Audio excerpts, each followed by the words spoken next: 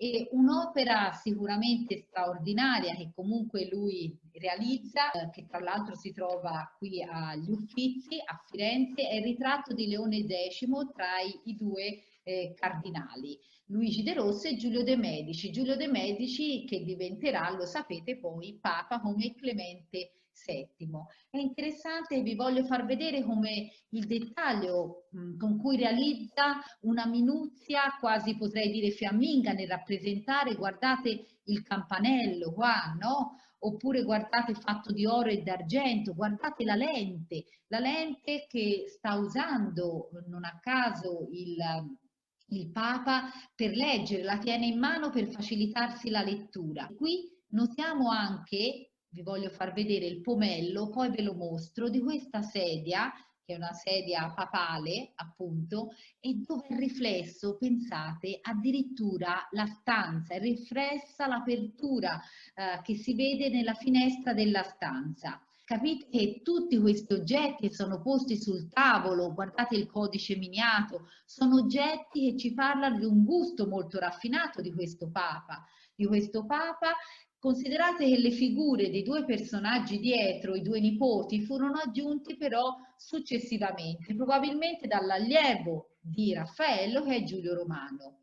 È interessante lo sguardo del Papa, no? Che è molto assorto e lui è preso dai suoi studi, dai suoi amati studi. Lui amava leggere questi codici, un grande letterato, un grande erudito, e anche le sue mani, guardate, ci parlano di una persona erudita e potrei dire buono solo forse a sfogliare pagine, abituata a sfogliare pagine di pergamena. Guardate per esempio il pomello, il dettaglio del pomello dove viene riflessa appunto nel pomello così lucido e luccicante viene riflessa la stanza dietro. Lui farà il ritratto per esempio anche di Giulio II, guardate come lo raffigura Giulio II, era il Papa, no? Il ritratto di Giulio II, il Papa definito il Papa guerriero che fece ricostruire tutta Roma, no? Durante il Rinascimento. Raffaello ritrae il Papa come un uomo vecchio, un uomo stanco, un'espressione, guardate, pensierosa.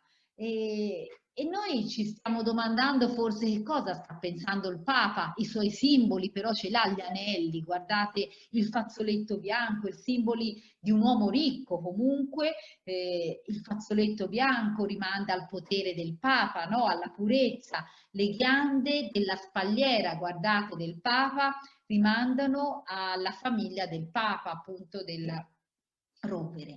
Poi guardate, c'è un'opera che io adoro, questa si trova alla Galleria Palatina a Firenze, è la Madonna della Seggiola. Guardate con quanta dolcezza Raffaello raffigura una Madonna che tiene in braccio il bambino, va bene, ma noi capiamo che è Maria dal fatto che questa è una sedia papale, anche questa, una sedia importante, perché dalle vesti potrebbe essere una comune mamma che tiene in braccio il suo bambino.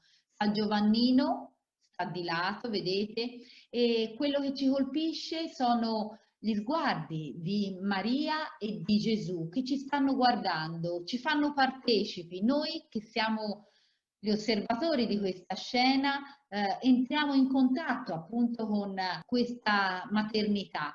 Ma quello che ci colpisce per la prima volta, rappresentato così con tanta delicatezza, con tanta bellezza, è questo abbraccio. Perché il centro, se voi guardate, il centro di tutta la scena è il nodo, è questo abbraccio tra la mamma e il bambino. E la mamma fa un gesto bellissimo, guardate, sta alzando la gamba in segno di dondolare il bambino, cullare il bambino, come per volergli fare la ninna nanna, per addormentarlo. Guardate anche i colori che Raffaello usa, una delicatezza ma colori che sono complementari, il rosso con il verde, l'arancio, vedete, con il blu, per esaltarsi vicendevolmente. È un'opera veramente straordinaria, ma forse tutti conoscerete l'opera più famosa, ma più famosa della Madonna Sistina forse lo sono i due